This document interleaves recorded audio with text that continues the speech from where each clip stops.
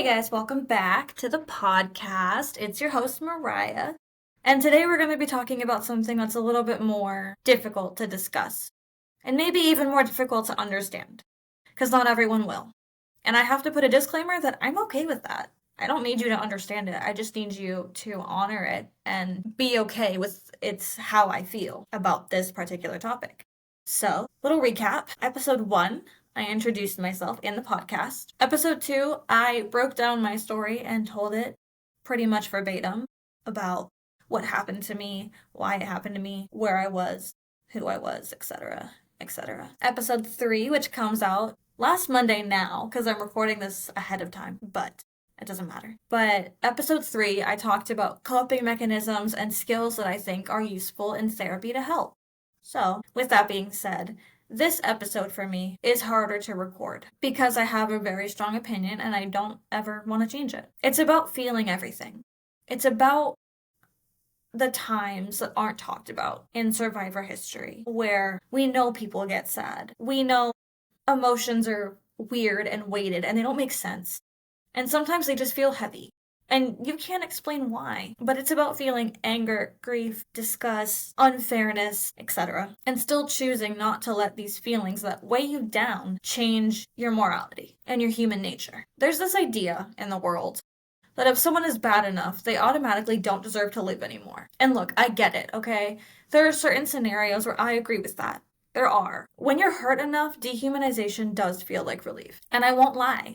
I've thought about it. I have. But the longer I thought about it, the more I reminded myself that that's just what they would want. They want to take you and everything you stand for and change your mind and hurt you so bad that you don't recognize the person looking in the mirror. And sometimes I still don't recognize the girl in the mirror. Sometimes I don't.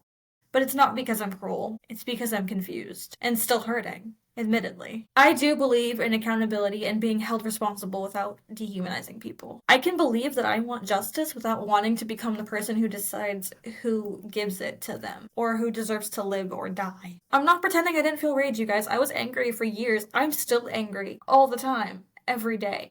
And I did have violent thoughts. I really did think about it. I've thought about fighting him in the street with a claw hammer. I've thought about physically going back in time and replaying what happened in my head and pushing him off and fighting. But I didn't let these thoughts turn into beliefs, which is so common. Now, don't misunderstand me. Harm shouldn't be excused. I'm not saying consequences don't matter. I'm not saying you have to forgive everyone that hurts you, because you don't. In the end, it's a personal decision who you decide to forgive and who you decide to never forgive again. And in the end, forgiveness is only for you. It's not for anyone else.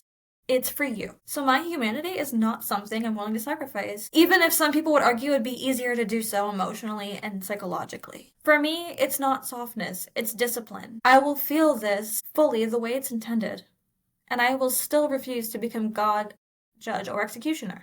Now, the aftermath of this choice is complicated, because it's lonely. People hear that and they think I'm minimizing what happened to me or minimizing harm in general, and I'm not. What you don't see when it comes to that is how much effort it takes to stay human when you're in pain. Because it would be easy to flip a switch, but it would be a disservice to me as a person. To me, as somebody that's always said, there's good in everybody, even if you have to struggle to find it. I don't have a cut and dry conclusion for this. I don't have answers. This is not one of those things where you have answers. You have a side you believe in, and you do or you don't, and I changed my mind or I didn't. Either way, it doesn't matter. All that matters is that you listened and you heard my argument, and you understand why, personally, it makes me me. And you know what? Healing isn't about becoming less angry or upset. It's about becoming more intentional about how we use it and what we do with it. Because the people that do good with it are the people that do good. They make rebellions and protests. They write poetry. They write scripts and movies. They put out biographies. They change the world one story at a time. Period. That's it. That's it for episode 4, you guys. I really hope you enjoyed this one. And next time, we'll maybe talk about something lighter. You never know here with me. So, with that said, have a good day, night, whatever time it is. And as always, stay safe, stay healthy, and feel everything, even when you don't want to. You're doing better than you think you are. Follow me on Spotify and stream the episodes every Monday. And I can't wait to see you guys next time. Bye!